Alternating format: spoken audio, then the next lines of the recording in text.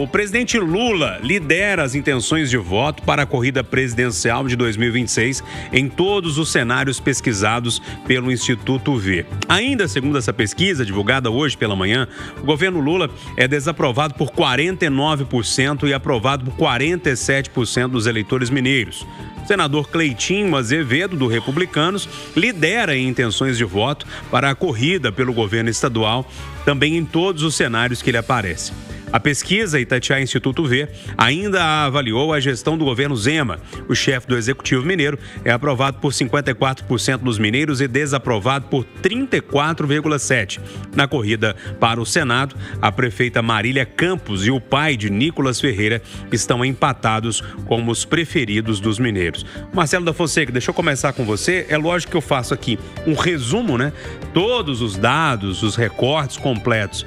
Esses recortes estão no itatiaia.com.br, mas eu acho que por esse resumo aqui que eu fiz, dá pra gente ter uma noção aí de pra onde o eleitor tá olhando. Bom dia pra você. Bom dia, Júnior. Bom dia, amigos Conversa. Bom dia a todos os ouvintes. Essa pesquisa manda alguns recados interessantes, né? Legal a gente analisar, tentar entender o que o eleitor tá pensando. E o primeiro curioso é que a gente vê que a maioria dos mineiros não aprova o governo Lula, né? Acha o governo Lula ruim, não tem entregado, muitas promessas que não vêm sendo cumpridas. Mas quando se coloca a opção da eleição de 2026 e aí coloca Lula com as outras opções, a maioria dos eleitores também fala assim, tá ruim, mas as outras opções são piores ainda.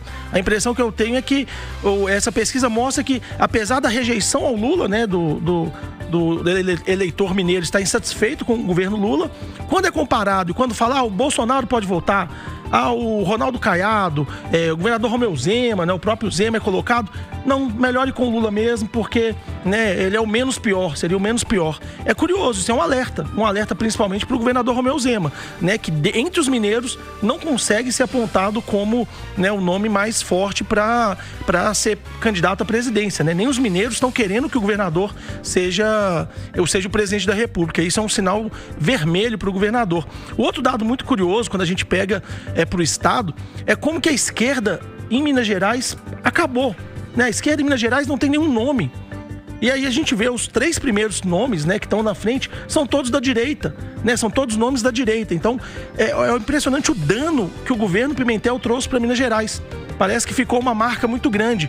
O governador Romeu Zema não é citado como um nome bom para 26, né? O candidato dele tem menos de 2% e ainda assim você não tem nenhum nome da esquerda que consegue ocupar esse espaço, né? Que consegue tentar puxar para ele essa situação do governador Romeu Zema. O vice-governador Matheus Simões tem só 2%. É muito pouco, né? Para quem está aparecendo tanto, para quem está se colocando no jogo assim dessa forma. Isso é um recado também para a esquerda, como que o dano do governo Pimentel ficou por vários anos.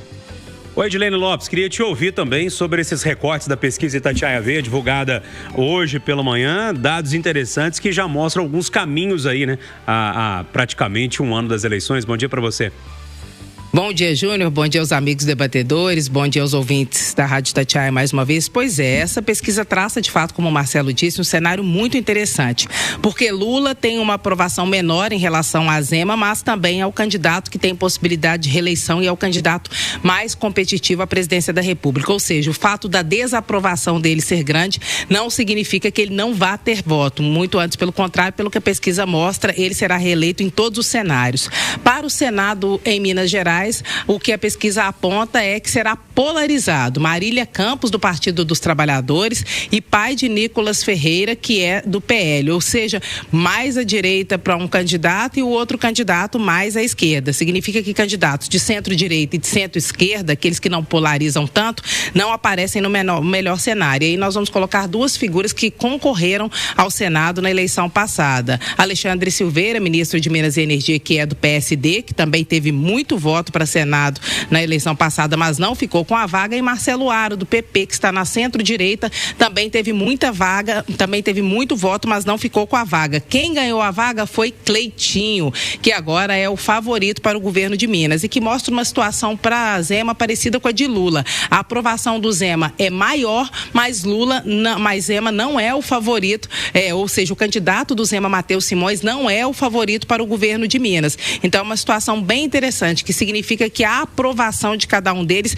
não se traduz em votos. Zema, que tem uma aprovação maior, não coloca o seu candidato ao governo do estado como favorito, e Lula, que tem uma aprovação menor, é o favorito para a reeleição. É um cenário de fato curioso e interessante que mostra essa pesquisa. E o Senado vem polarizado, com candidatos que têm muitos votos, ficando aí em segundo, terceiro lugar, ficando atrás daqueles que polarizam. E vamos lembrar que Marília Campos, além de ser um nome possível para o Senado, é também um nome possível para compor uma aliança para o governo do estado, que poderia ser, como alguns petistas defendem, embora não sejam maioria, vice de Rodrigo Pacheco do PSD, como candidato ao governo de Minas, sendo o favorito de Lula para disputar esse cargo, Júnior. Ô, William Travassos, e a sua avaliação? Algo te chamou mais atenção nessa história toda? Um monte de coisa. O Marcelo até pediu 10 segundos, eu te dou 10 segundos. Vai, usa, pode falar? Pode, não, eu acho que vai lá. Um outro ponto que é legal a gente analisar nessa pesquisa é que a estratégia do governador Romeu Zema não está dando certo, né? O governador Romeu Zema está desde o fim do ano passado viajando o Brasil inteiro, né? E vai para São Paulo, vai para o Sul,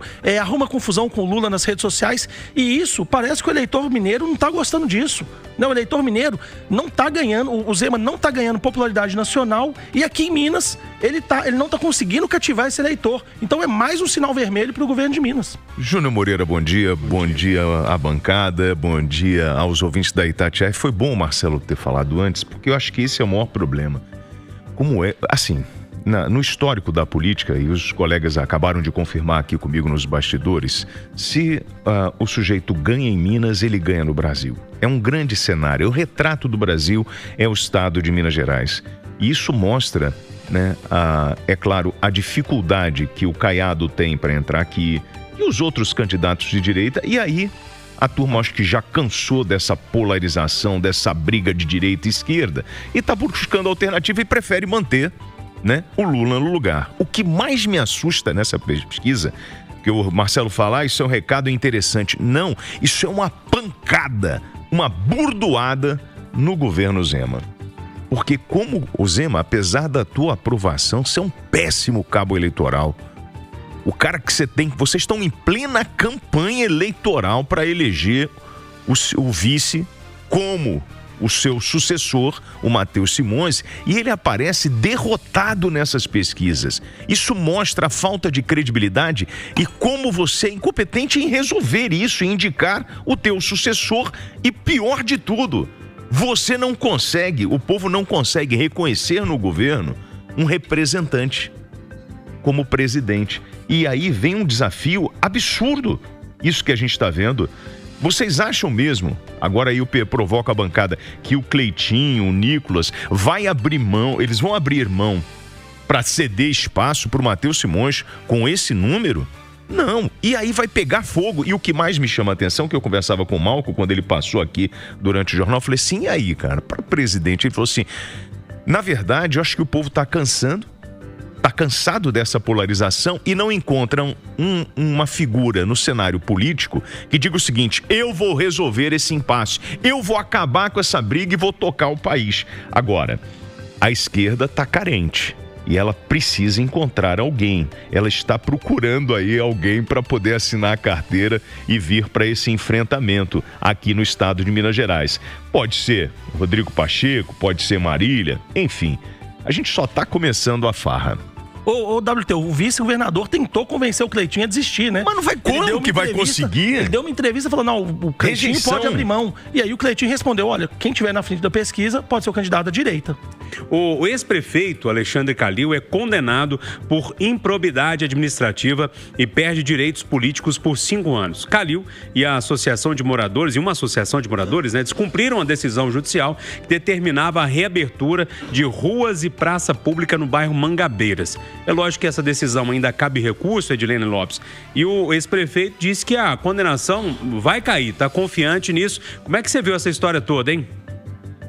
Pois é, Júnior, na verdade essa condenação, se for confirmada pelo colegiado e depois se for confirmada por instâncias superiores, coloca o Calil fora do jogo das eleições de 2026, que ele já deixou claro que tem intenção de participar. Ele poderia concorrer ao governo do estado, conforme nós noticiamos aqui na Itatiaia mesmo, ele se filiou ao Republicanos na época da eleição municipal, com essa promessa de ser candidato ao governo do estado se quisesse pelo partido. Não fluiu assim a história. Calil hoje está no Republicanos, que tem como pré-candidato ao governo de Minas o senador Cleitinho, mas o ex-prefeito de Belo Horizonte tem apoio de uma ala da esquerda no Partido dos Trabalhadores e do Partido Rede para se candidatar caso queira e caso Rodrigo Pacheco, que é o candidato, que é o favorito do presidente Lula, não confirme sua candidatura. Então, Calil ali seria uma segunda possibilidade da esquerda que tentaria convencer o presidente Lula a apoiá-lo. Vamos lembrar que teve rusgas nas últimas eleições entre os dois, nas eleições em que Calil concorreu ao governo do estado e era o candidato do Lula, e Calil acabou se desentendendo com vários integrantes nesse processo, mas era uma possibilidade considerada competitiva. Se essa decisão se confirma, Calil vira uma carta fora do baralho para 2026. Ele disse que vai recorrer, eu mesma conversei com a equipe do Alexandre Calil, chamou essa decisão de ridícula. Eu conversei também com Paulo Lamac, que hoje é o porta-voz nacional do Rede, e diz que essa decisão não tira o interesse do Rede em Alexandre Calil, mas fato é que ele pode estar fora da jogada em 2026, depois dessa decisão judicial, que é a primeira de um processo que ainda vai se alongar por algum tempo. Júnior. E aí, o William Travassos, essa condenação do Calil, ele já teve outros problemas, né, com a justiça, mas agora uma condenação que pode tirar ele da disputa do... Eu fico impressionado como o nome dele aparece sempre com coisas na justiça, né? É incrível como sempre o Calil volta no noticiário com algum tipo de questão envolvendo justiça. Ele ainda, nessa fala sobre esse tema, ele fala assim, eu estou liderando as pesquisas, é aquela história da perseguição, estão me perseguindo, é perseguição política, porque eu estou liderando pesquisa para o governo do estado. Só se for para o teu condomínio, amigo, porque liderando pesquisa para o governo do estado, vocês viram alguma pesquisa com o nome do Calil aí aparecendo como liderança? Nada disso. Inclusive, eu não sei, ele pode ter a sua força, não duvido disso, mas depois da última eleição que eu vi o Mauro Tramonte cair de 38 ou 39, tomar uma invertida enorme em função da participação. É claro que o Calil pode até dizer, eu não participei de forma ativa da campanha. Você estava junto, você foi anunciado, você proibiu ele de dar entrevista. Então, não acredito que talvez a sua presença ao lado do Mauro Tramonte pode ter prejudicado muito o Tramonte, que despencou na pesquisa eleitoral, até porque parecia uma marionete. Então, assim, é vergonhoso você ver um cara, né, que teve a oportunidade de conduzir uma cidade, de ser um político, né, e muito em função do seu histórico de administração, mas acabou se perdendo e agora volta toda vez o noticiário envolvendo justiça. É lamentável. E aí, Marcelo da Fonseca? O ex-prefeito Alexandre Calil explodiu muitas pontes, né, no meio político, Júnior, conversando, né, com várias lideranças, deputados, pessoas até que conviveram com o Calil na prefeitura. É praticamente unânime, né, as percepções, todas as falas que envolvem o Calil, como que ele foi sempre criando alguns problemas, foi sempre criando desafetos. E aí um político, né, que vai criando tantos desafetos, uma hora essa conta chega, né, uma hora o resultado de todas essas brigas aparece. O ex-prefeito, eu lembro acompanhando, né, na Câmara Municipal no ano passado, surgiram várias denúncias, uma inclusive que eu considerava mais grave, né, que chegou até a ter... Tem, né, um processo aberto no Ministério Público que envolve a questão da improbidade administrativa da contratação de uma pesquisa eleitoral por 60 mil em troca da continuidade, né, de um contrato na prefeitura sem licitação. E o prefeito apanhou muito na Câmara sobre isso, né? Ele recebeu muitas críticas, até antigos aliados que estavam com o Calil bateram muito nele durante esse processo. Então, eu fico pensando como que o Calil pretende se construir para 2026, tendo tantos desafetos, e ele não tem hoje um partido. O Calil, no ano passado, falou que ia ser filial Republicanos, parece que brigou com todo mundo lá dentro também, né? Dentro do Republicanos já ouvi de vários nomes, né, que não gostam dele. Quando ele se candidatou, né, ao governo de Minas, era curioso, porque em 2022 ele tinha o Lula do lado, mas a bancada do PSD, né, do partido que ele estava, os deputados não gostavam dele. Os deputados falavam abertamente, né? Olha, se o Calil vier pedir voto aqui nessa prefeitura, eu não vou estar do lado dele. Não quero, não aceito, o jeito que ele trata as pessoas é muito negativo. Então, ele foi construindo uma rejeição tão grande, né? E aí acabou não conseguindo nem ir para o segundo turno. E aí, quando a gente vê a relação dele com o próprio Lula, né? O Lula, que teve do lado dele, que pediu voto aqui em Minas, levantou o braço do Calil em vários comícios, eles romperam totalmente, né? O Calil, todas as falas dele né, que não aprendeu com o erro de ter ao lado do Lula. Então, assim, é um político que ainda tem um recall, né? Aparece, eu não vejo ele aparecendo liderando em nenhuma pesquisa, mas aparece com um percentual, só que isso está muito distante de falar que ele é favorito ou de que ele tem chances reais para o ano que vem. Acho que o Calil tem uma dificuldade muito grande. A primeira delas, encontrar um partido. Juridicamente a coisa não é tão simples para o Calil, né? Essa é a primeira condenação, né? E lógico que a chance de ter outras condenações é muito grande. Tem aquela questão de desvio no Atlético e outras questões envolvendo a prefeitura também, que o caminho aí para o Calil ser candidato na próxima eleição tá bem torto, assim, bem esburacado, eu diria. Ô, Júnior, e no futebol, só encerrando aqui, no futebol, esse discurso que ele adotava, do que eu faço, eu chego, arrebento, às vezes no futebol o torcedor gosta, né? Só que na política, isso muitas vezes vai na contramão do que a política exige, né? Que é a boa conversa, que é a negociação, e aí eu acho que o Calil confundiu as duas coisas, né? Tentou adotar o estilo do futebol para política e aí criou muitas inimizades e aí tá tendo resultado agora. Político populista, joga pra plateia, fala do jeito que o povão gosta. É isso, é o perfil dele. Briga, fala que vai jogar o jornalista pelo segundo andar, lembra? Lá no interior. É o jeitão do Calil de ser, o que é lamentável, né? Gente, eu precisava de mais tempo para debater esse assunto aqui. Infelizmente a gente tem pouco tempo, mas eu vou começar esse debate até para informar quem ainda não sabe dessa história. O presidente da Câmara dos Deputados promete pautar ainda para esta semana projetos de combate à exploração infantil nas redes sociais e reforça a urgência no tema. Na mensagem, Hugo Mota cita um vídeo feito pelo youtuber Felipe Bressanin, que é mais conhecido como Felca, que denunciou a adultização e a monetização envolvendo crianças. O vídeo do youtuber que aborda o tema, né, já conta com mais de 26 milhões de visualizações e quase 200 mil comentários. Edilene, o único problema dessa história toda é que precisou de um youtuber falar sobre esse assunto. Esse assunto está na cara de todo mundo, né?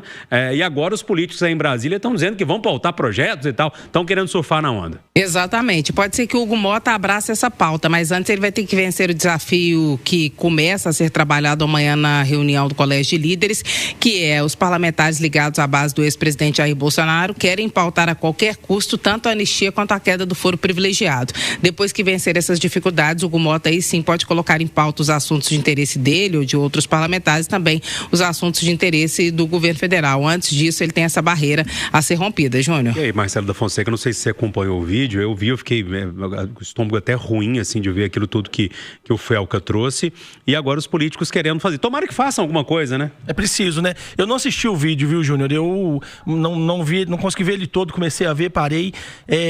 Mas ontem, né, no almoço do Dia dos Pais, foi o tema, né? Impressionante como que esse vídeo ganhou uma repercussão muito grande.